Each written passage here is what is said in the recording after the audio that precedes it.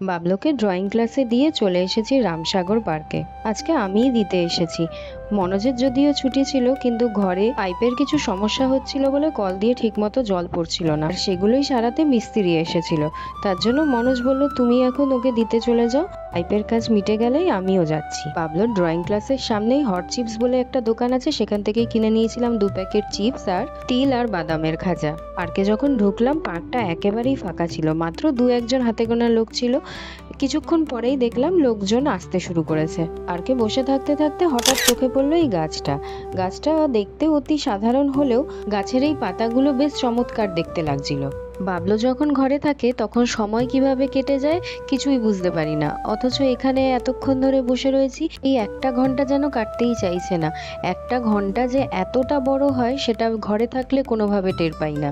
তবে মাঝে মাঝে নিরিবিলিতে এইভাবে একা একা বসে থাকতে মন্দও লাগে না, নিজেকে একটু খুঁজে পাওয়া যায় আর কি। প্রকৃতির মাঝে কিছুক্ষণ থাকলে মনটাও অনেকটা শান্ত হয়। প্রকৃতির কথা উঠলে ভীষণভাবে মনে পড়ে যায় দার্জিলিং এর কথা।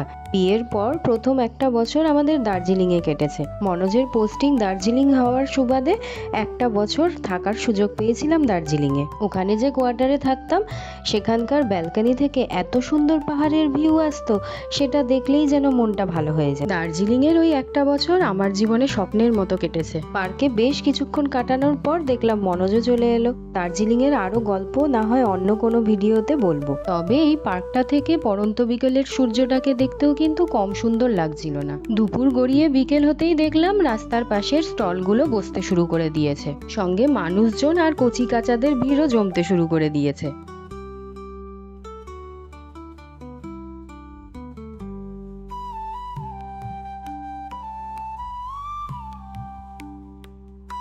এদিকে দেখলাম মনোজ বোর হয়ে প্যাকেট খুলে খাওয়া শুরু করে দিয়েছে।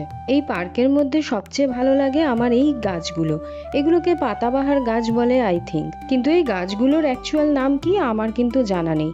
তোমাদের মধ্যে যদি কেউ জেনে থাকো এই গাছের নাম, প্লিজ আমায় কমেন্ট করে জানিও তো। ভাবছি নিজের বাড়ির ফ্রন্ট গেটটাতে 2 দিকে 2টো এরকম গাছ লাগাবো। সূর্যের আলো পড়লে গাছের পাতার রঙগুলো আরো যেন বেশি করে ফুটে ওঠে। দেখো, তোমাদের সাথে গল্প করতে করতে 1টা ঘন্টাও কিভাবে কেটে গেল। বাবলোরও ড্রয়িং ক্লাসের ছুটির সময় হয়ে গেল। এখন এই পার্কটা থেকে বেরিয়ে পড়ছি বাবলোকে আনতে। তোমরা কমেন্ট করে জানিও আজকের ভিডিওটা তোমাদের কেমন লাগলো।